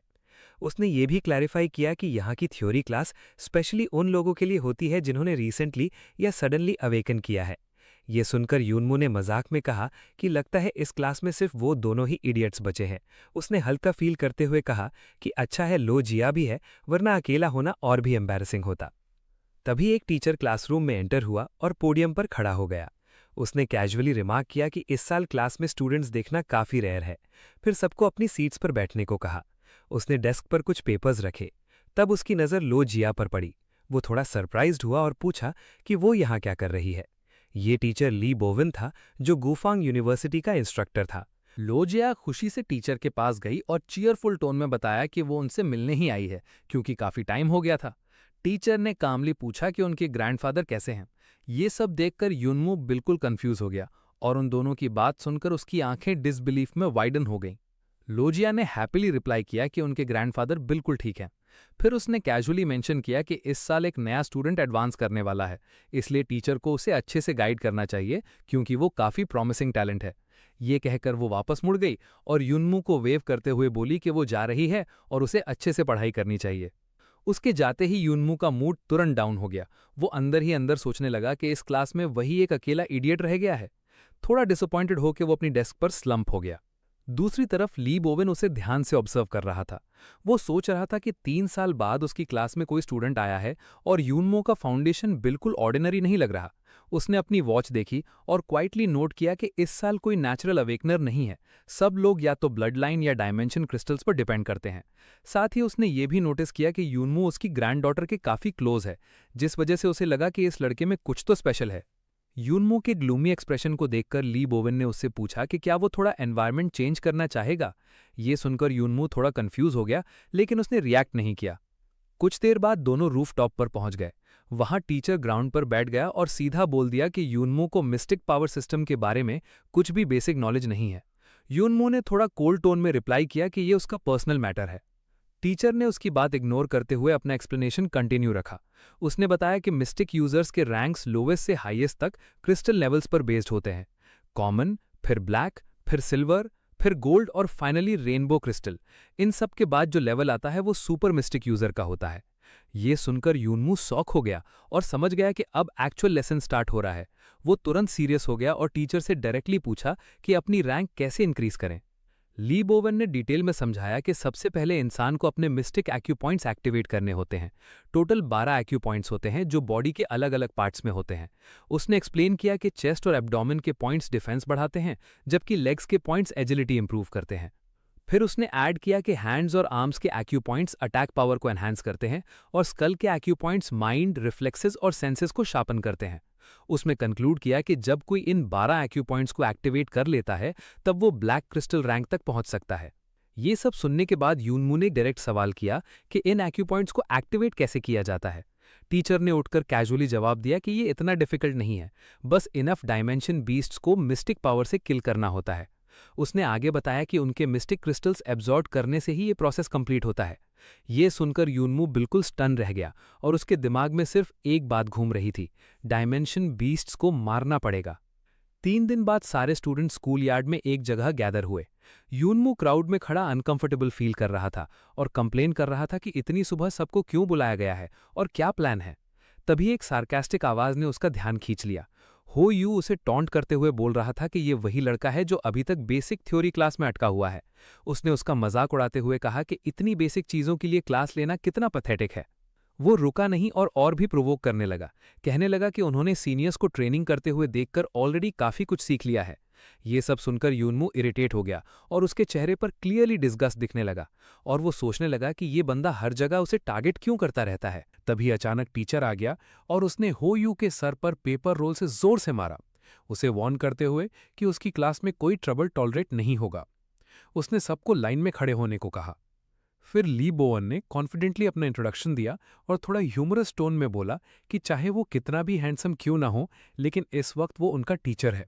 उसने आर्म्स क्रॉस करके अनाउंस किया कि आज का दिन वो प्रैक्टिकल क्लास के लिए डेडिकेट करेंगे, जिसका सब लोग इंतजार कर रहे थे। ये सुनकर युनमू थोड़ा अलर्ट हो गया, क्योंकि उसे समझ आ गया कि अब असली टेस्ट शुरू होने वाला है। बाकी स्टूडेंट्स भी थोड़े कंफ्यूज थे, लेकिन ध्यान से सुन रहे थे। टीचर ने आगे एक्सप्लेन किया कि सब स्टूडेंट्स को टीम्स ऑफ 2 में डिवाइड किया जाएगा और अलग अलग लोकेशंस पर भेजा जाएगा। आज का मेन ऑब्जेक्टिव था 10 डायमेंशन बीस्ट्स को हंट करना। ये सुनते ही युनमू के अंदर एक्साइटमेंट आ गया और उसने सोचा कि ये एग्जैक्टली वही अपॉर्चुनिटी है जिसका उसे वेट था। टीचर ने कामली ऐड किया कि अगर किसी की लाइफ डेंजर में आती है तो वो इंटरवीन करेगा, लेकिन अदरवाइज सबको अपनी और अपने टीममेट की स्ट्रेंथ पर रिलाई करना होगा। इसके बाद स्टूडेंट्स ने अपनी टीम्स बनाना स्टार्ट की। इसी बीच लूपू, जो अपनी कोल्ड पर्सनैलिटी के लिए जाना जाता था, लुओजा के पास आया और डायरेक्टली उसे टीम अप करने का ऑफर दिया। उसने अपना हाथ बढ़ाया और फॉर्मल टोन में उसे इनवाइट किया। लुओजा थोड़ी ऑकवर्ड हो गई, अंदर ही अंदर वो उस ऑफर को रिजेक्ट करना चाहती थी, लेकिन सिचुएशन में फंस गई थी। वो हेजिटेंट टोन में जवाब देने लगी, लेकिन उसके बोलने से पहले ही युनमू ने इंटरवीन कर दिया। युनमू ने अपना हाथ बढ़ाया और सिंसियरली लुओजा से पूछा कि क्या वो उसके साथ टीम बनाना चाहेगी। लुओजा ने बिना ज्यादा सोचे उसका ऑफर एक्सेप्ट कर लिया और दोनों की टीम बन गई। थोड़ी देर बाद पूरी क्लास को टेलीपोर्ट करके र्यून नंबर 7 भेज दिया गया। वहां पहुंचते ही उन्होंने एक सुनसान और डिस्ट्रॉयड वेस्टलैंड देखा। लुओजा ने तुरंत एरिया स्कैन किया और एक्सप्लेन किया कि ये जगह पहले एक ह्यूमन बेस थी जो 5th डायमेंशन में एस्टैब्लिश की गई थी, लेकिन डायमेंशनल बीस्ट्स की स्ट्रेंथ को अंडर एस्टिमेट करने की वजह से ये डिस्ट्रॉय हो गई थी। ये सब सुनने के बाद युनमू ने उससे पूछा कि उसने लूपू के साथ टीम क्यों नहीं बनाई, जबकि वो इतना स्ट्रांग है और उसके साथ मिशन काफी ईजी हो सकता था। लुओजा ने कैजुअली जवाब दिया कि लूपू का एटीट्यूड कोल्ड और एरोगेंट है और वो उसका टाइप नहीं है। उसने युनमू का थैंक्स भी किया कि उसने उसे उस ऑकवर्ड सिचुएशन से निकाला। लेकिन युनमू ने थोड़ा ब्लंट टोन में रिप्लाई दिया कि उसने ये हेल्प किसी स्पेशल रीजन से नहीं की, बल्कि इसलिए क्योंकि कोई और उसके साथ टीम बनाने को रेडी नहीं था। उसने क्लियरली बोला कि बाकी स्टूडेंट्स उसे अवॉइड करते हैं और वो उसके पास ही खड़ी थी, इसलिए उसने उसे चूज किया। जैसे ही दोनों आगे बढ़ने लगे, आसपास से अजीब आवाजें आने लगी। युनमू और लुओजा दोनों ने इंस्टेंटली डेंजर सेंस कर लिया और अलर्ट हो गए। युनमू ने तुरंत डिफेंसिव स्टैंड्स लेने को कहा और वॉर्न किया कि एनिमीज आ चुके हैं। अगले ही पल ब्रोकन स्ट्रक्चर्स के बीच से एक होर्ड ऑफ ग्रोटेस्क मॉन्स्टर्स बाहर आने लगा। लुओजा ने उन्हें आइडेंटिफाई करते हुए बताया कि ये लो लेवल स्पेस बीस्ट्स हैं जो यूजुअली ग्रुप्स में हंट करते हैं और उनका एक लीडर होता है। युनमू ने थॉटफुली सोचा कि उनका लीडर कहीं आसपास ही छुपा होगा, लेकिन उसे पता नहीं था कि वो क्रीचर ऑलरेडी उसके पीछे आ चुका है। अचानक लुओजा ने डेंजर फील किया और तुरंत पीछे मुड़कर देखा। उसने लीडर को देख लिया और शॉक में फ्रीज हो गई। उसके पास युनमू को वॉर्न करने का टाइम ही नहीं था। एक ही पावरफुल स्ट्राइक में उस बीस्ट ने युनमू को हिट किया और उसे जोर से वॉल पर दे मारा। ये सब इतनी फास्ट हुआ कि रिएक्ट करने का चांस नहीं मिला। लुओजा हॉरर में उसका नाम चिल्लाने लगी। वो शॉक में थी और समझ गई कि ये नॉर्मल बीस्ट नहीं, बल्कि पैक का लीडर है जिसमें इमेंस पावर है। बीस्ट ने अपना मैसिव आया नाम उसकी तरफ घुमा दिया, लेकिन वो काफी फास्ट थी और तुरंत जंप करके अटैक इवेड कर गई। लैंडिंग के बाद उसने कॉन्फिडेंट टोन में सोचा कि ये सिर्फ एक माइंडलेस ब्रूट है जिसमें डिफेंस ऑलमोस्ट जीरो है, और वो सीधा उस पर अटैक करने के लिए चार्ज कर गई। लेकिन अगले ही सेकंड उस बीस्ट की स्पीड देखकर उसका कॉन्फिडेंस हिल गया। वो शॉक में सोचने लगी कि ये इतना फास्ट कैसे हो सकता है। तब उसके दिमाग में एक डरावना रियलाइजेशन आया कि शायद ये मिड लेवल स्पेस बीस्ट है। उसके रिएक्ट करने से पहले ही बीस्ट ने एक बड़ा क्रेट उसकी तरफ फेंक दिया और जोर से रोर किया। लुओजिया पैनिक में आ गई और इम्पैक्ट के लिए प्रिपेयर करने लगी, लेकिन उसे एक्सपेक्टेड पेन फील नहीं हुआ। उसने सिर्फ कपड़े फटने की आवाज़ सुनी। जब उसने आंखें खोली तो उसने देखा कि युनमू उसके सामने खड़ा है, उस अटैक को ब्लॉक करते हुए। युनमू ने काम टोन में उसे याद दिलाया कि वो क्लास की टॉप स्टूडेंट्स में से एक है और सिर्फ एक मिड लेवल बीस्ट से इतना डरना उसके लायक नहीं है। उसकी आंखों में क्रिम्सन ग्लो के साथ मिस्टिक पावर एक्टिवेट हो गई थी। उसने बीस्ट को घूरते हुए सार्कास्टिकली पूछा कि वो कितनी देर तक उसे पकड़ कर रखेगा। फिर उसने अपना हाथ जोर से छुड़ाया और बीस्ट के सर पर हाथ रखकर खुद को हवा में लॉन्च कर दिया। जंप करते वक्त उसने कैजुअली कंप्लेन किया कि उसका यूनिफॉर्म महंगा था। फिर गुस्से में उसने अपना पांव बीस्ट के हेड पर इतनी जोर से मारा कि वो सीधा जमीन पर क्रैश हो गया और कंक्रीट टूट गया। युनमू स्मूथली लैंड हुआ और डस्ट हटाकर कैजुअली रिमार्क किया कि मिड लेवल स्पेस बीस्ट इतने भी टफ नहीं होते। ये सब देखकर लुओ जिया उसे घूरती रह गई। उसकी इंटेंस स्टेयर से युनमू थोड़ा ऑकवर्ड फील करने लगा। तब उसे अचानक याद आया कि उसका हाथ पहले बाइट हुआ था, तो उसने ड्रामा करते हुए दर्द का नाटक शुरू कर दिया। लेकिन लुओ जिया ने तुरंत उसकी एक्टिंग पकड़ ली और फ्लैट टोन में उससे बोल दिया कि वो पेन प्रिटेंड करना बंद करे। फिर उसने सीरियस टोन में रिवील किया कि वो उसके बारे में काफ़ी कुछ जानती है, स्पेशली उसके पावरफुल डिफेंसिव टेक्निक के बारे में। ये सुनकर युनमू शॉक हो गया और तुरंत डिफेंसिव हो गया। उसने पूछा कि उसे ये सब कैसे पता है। लुओ जिया ने कैजुअली बताया कि जिस लड़की को युनमू ने डायमेंशनल बैटलफील्ड में डिफीट किया था, वो उसकी फ्रेंड है। उसने एक्सप्लेन किया कि बाकी लोगों को लगा कि युनमू सिर्फ लकी था और अपोनेंट वीक थी, लेकिन उसे पता था कि सच क्या है। उसने याद दिलाया कि उस लड़की की 36 स्ट्राइक्स टेक्निक बहुत डेंजरस है और उस अटैक्स को सर्वाइव करना प्रूव करता है कि युनमू बिल्कुल ऑर्डिनरी नहीं है। लुओ जिया ने यह भी कहा कि वो समझ सकती है कि युनमू अपनी स्ट्रेंथ क्यों हाइड करता है, क्योंकि इस दुनिया में हिडन पोटेंशियल वाले लोगों के लिए लाइफ ईजी नहीं होती। ये सब सुनकर युनमू थोड़ा ऑकवर्ड हो गया और अंदर ही अंदर सोचने लगा कि वो अपनी डिफेंसिव एबिलिटी सीक्रेट रखना चाहता था, लेकिन अब जब लुओ जिया को सब पता चल गया है तो कुछ छुपाने का फायदा नहीं। उसने फाइनली डिसाइड किया कि अब वो अपनी स्ट्रेंथ ओपनली यूज करेगा। उसने कैजुअली मॉन्स्टर्स की तरफ मुड़कर उन्हें आवाज दी। उसकी आवाज सुनते ही सारे स्पेस बीस्ट्स एक सेकंड के लिए फ्रीज हो गए। उसकी आंखों में एक डेंजरस किलिंग इंटेंट चमक रहा था और एक स्लाइट विलेनस स्मर्क के साथ वो उनकी तरफ देखने लगा। ये सुनकर रेड बीस्ट तक डर गया और पूरी बीस्ट होड़ पैनिक में आ गई। वो लोग भागते हुए चिल्लाने लगे जैसे अपनी जान बचाने की कोशिश कर रहे हों। कुछ ही पलों में युनमू ने लाइटनिंग स्पीड से अटैक करते हुए रेड बीस्ट को एक पावरफुल किक से दूर उड़ा दिया। बीस्ट जमीन पर घिसते हुए काफी दूर तक चला गया। जैसे ही फाइट खत्म हुई, युनमू की आंखों का रेड ग्लो धीरे धीरे फेड हो गया। उसने गहरी सांस ली और कामली बोला कि ये लास्ट एनिमी था। बैटल के बाद उसने कैजुअली लो जिया से एक सवाल पूछा कि क्या कोई नॉर्मल अवेकेंड भी डार्क मिस्टिक पावर हासिल कर सकता है जैसे उसके पास है। लो जिया ने थोड़ा सीरियस टोन में जवाब दिया कि डार्क मिस्टिक पावर एक हाई लेवल सीक्रेट है। फिर उसने हल्का सा स्माइल किया और बोला कि क्योंकि अब वो युनमू का सीक्रेट जानती है तो वो एक्सचेंज में ये इन्फॉर्मेशन शेयर कर सकती है। उसने बताया कि डार्क मिस्टिक पावर दो तरीके से मिल सकती है, या तो इनहेरिटेंस से या फिर एक और डेंजरस तरीके से। उसने एक्सप्लेन किया कि अगर कोई किंग लेवल स्पेस बीस्ट को किल करे और उसका क्रिस्टल अब्जॉर्ब करे तो उससे डार्क मिस्टिक पावर अवेकन होने का चांस मिलता है। ये सुनकर युनमू के दिमाग में एक हॉरिफाइंग क्रीचर की इमेज आ गई। लो जिया ने आगे बताया कि king class beasts extremely powerful होते हैं और उनके अंडर काउंटलेस मॉन्स्टर्स होते हैं जो उनकी कमांड फॉलो करते हैं। ये इतना रिस्की प्रोसेस है कि हायर अथॉरिटीज ने इस सीक्रेट को इंटेंशनली हाइड किया हुआ है ताकि इनएक्सपीरियंस्ड लोग अपनी जान रिस्क में ना डालें। उसने स्ट्रिक्ट टोन में युनमू को वॉर्न किया कि अगर वो ऐसा कुछ ट्राई करेगा तो वो डेफिनेटली मर जाएगा। उसने उसे सीरियसली समझाया कि वो ऐसे रिस्क ना ले और सेफ रहे। युनमू ने उसकी बात मान ली और हेल्पलेस टोन में अग्री किया कि वो समझ गया है। उसने सिचुएशन को लाइटली लेने की कोशिश की, लेकिन क्लियरली उसके दिमाग में यह आइडिया बैठ चुका था।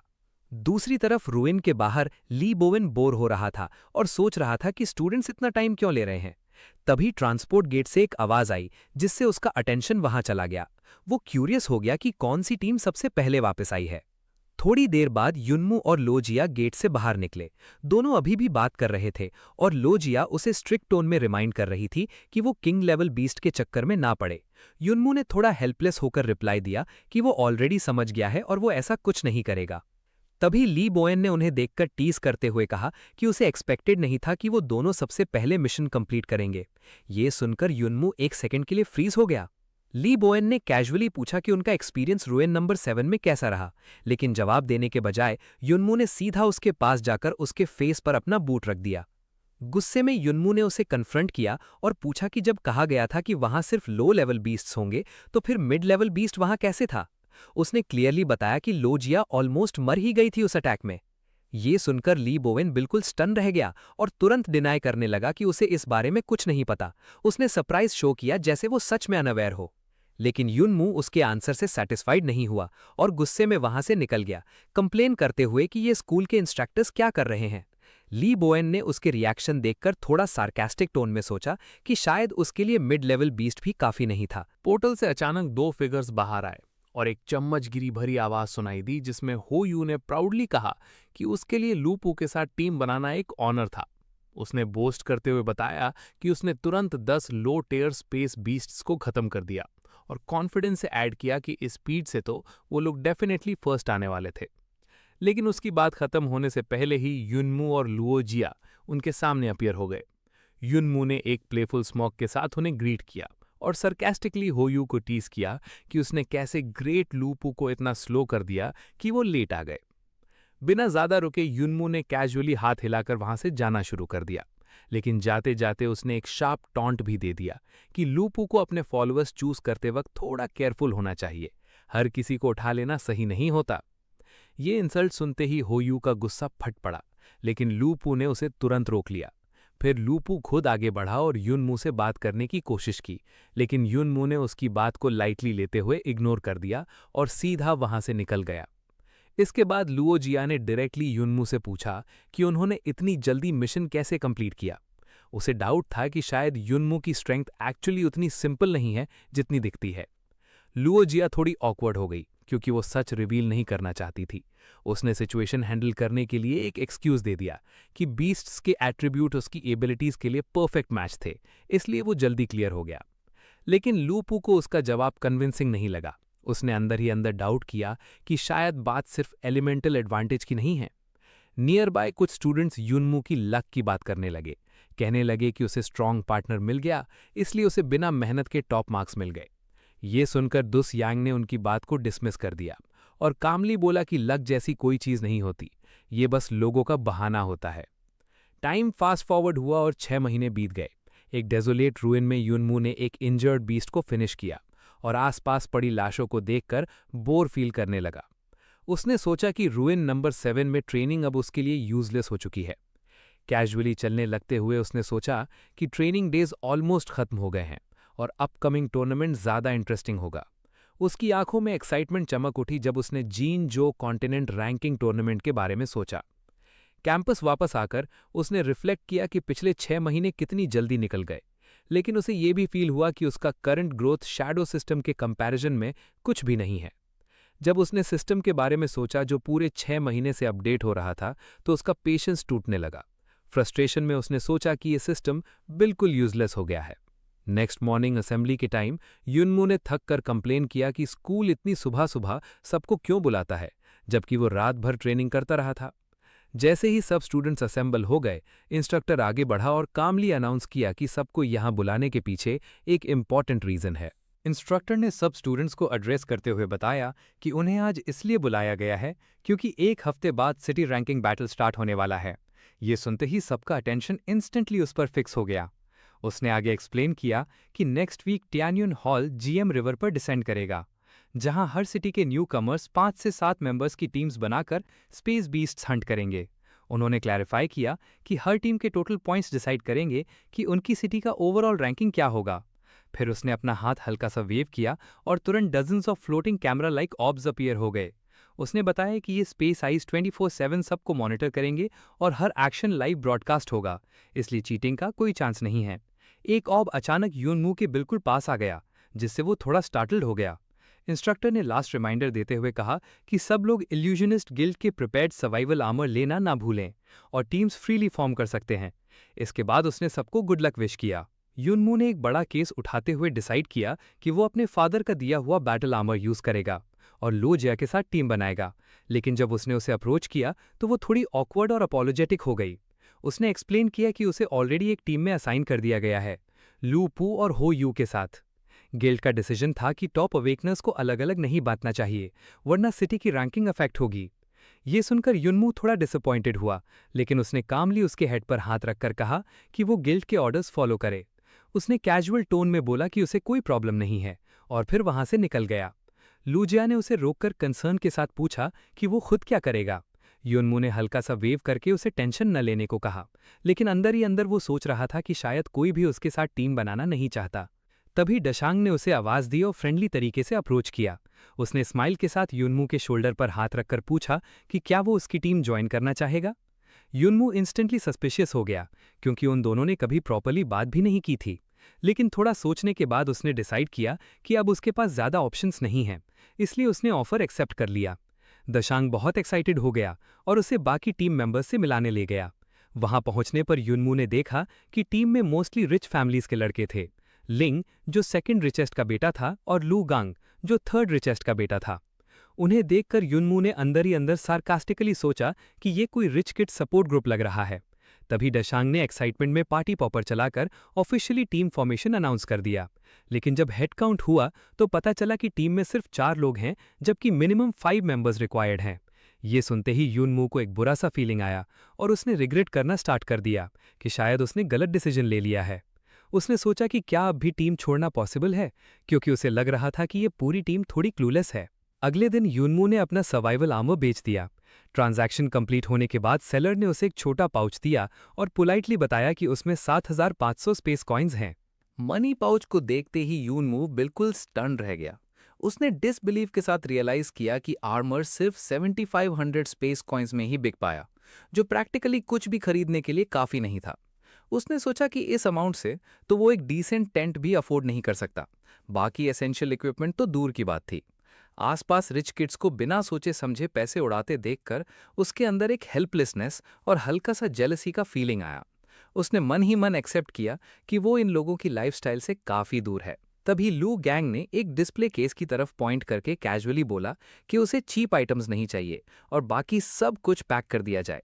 ये देखकर यून वो और भी स्टंड हो गया। इसी बीच दाशांग उसके पास आया और कैजुअली पूछा कि क्या वो कुछ खरीद नहीं रहा। यूनमू ने सार्कास्टिकली रिप्लाई दिया कि हर कोई उसकी तरह पैसे उड़ाने वाला नहीं होता। ये सुनकर दाशांग का एक्सप्रेशन इंस्टेंटली बदल गया और वो इमोशनल हो गया। उसने कंसर्न के साथ पूछा कि यूनमू के पास पैसे नहीं है क्या, और क्या उसके पास बेसिक नेसेसिटीज जैसे व्हीकल और टेंट भी नहीं है।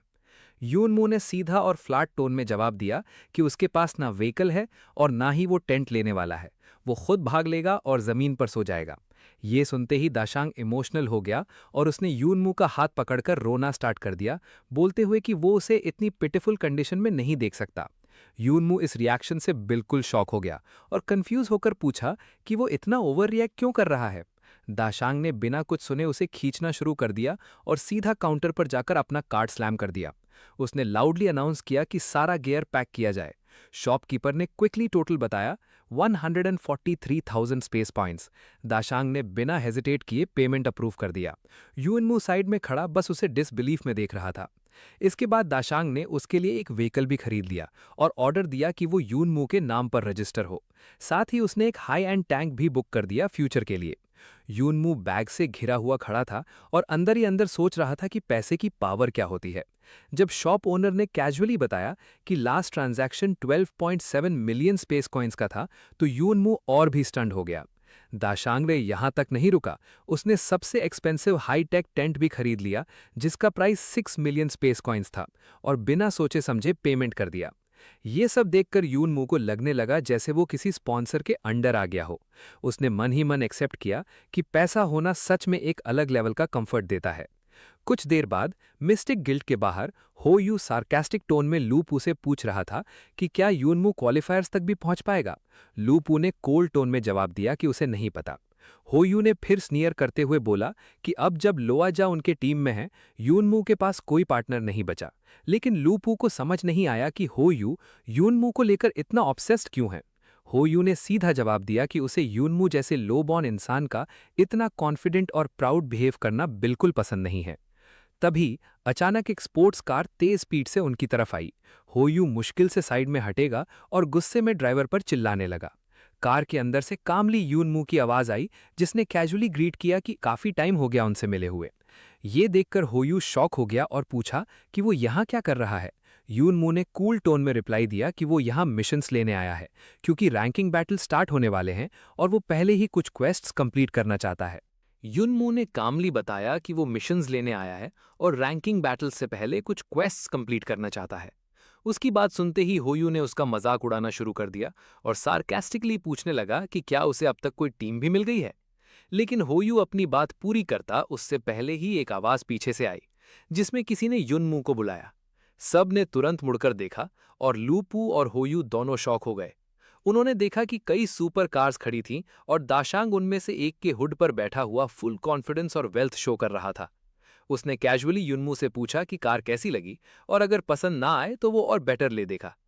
ये सब देखकर होयू बिल्कुल कंफ्यूज हो गया और उसने सार्कास्टिकली कमेंट किया कि क्या ये सच में एक टीम है।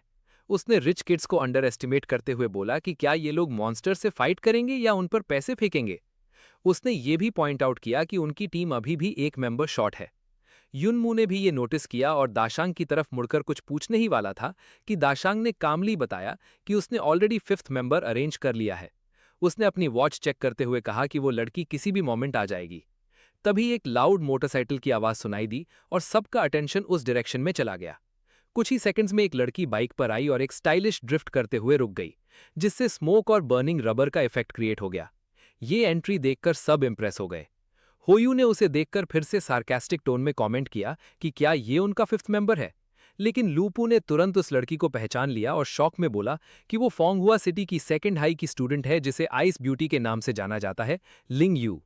दाशांग ने उसे देखकर खुशी से ग्रीट किया और कैजुअल टोन में बात की। युनमू ये सब देखकर कंफ्यूज हो गया, स्पेशली जब दाशांग ने उसे सिस्टर शू कहा। तब लिंगन ने इंटरफियर करते हुए पूछा कि वो यहाँ क्या कर रही है।